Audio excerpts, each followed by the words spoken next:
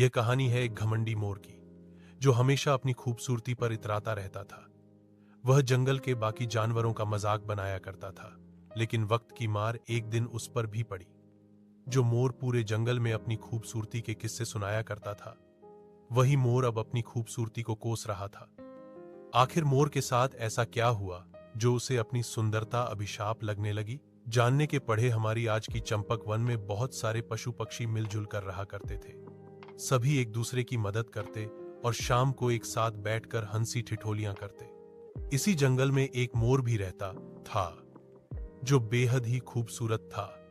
उसके रंग बिरंगे पंख और उसकी नीली सुराहीदार गर्दन किसी का भी मन मोह लेती थी। जंगल में हर कोई जानवर मोर की सुंदरता की तारीफ करता, जिससे धीरे धीरे मोर को अपनी सुंदरता पर घमंड होने लगा।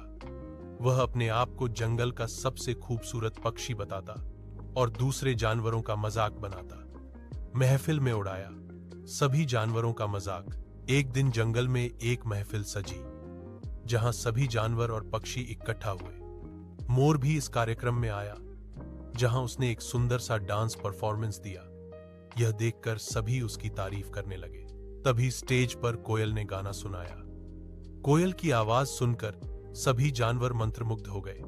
तभी मोर बोला, तुम्हारी आवाज तो बहुत मीठी है कोयल बहन, पर तुम्हारा रंग बहुत ही काला है।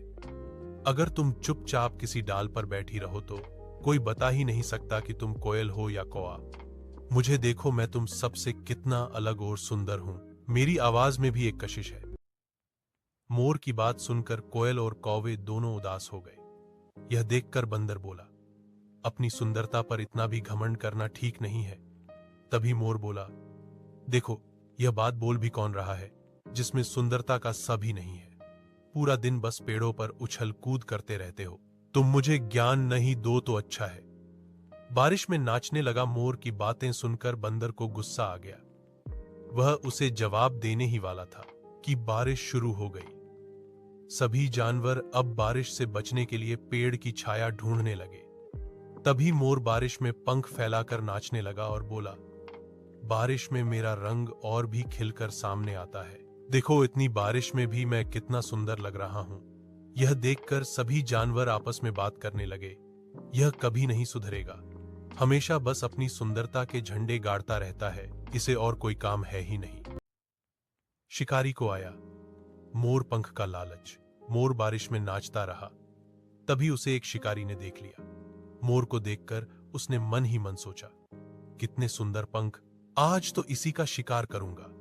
इसके सुंदर पंख देखकर मेरी पत्नी बहुत खुश हो जाएगी। यह सोचकर उसने मोर पर निशाना साधा, लेकिन बंदर ने पहले ही शिकारी को देख लिया था। ऐसे में जैसे ही वह बंदूक चलाने वाला था, बंदर ने उस पर हमला कर दिया और शिकारी का निशान चूक गया।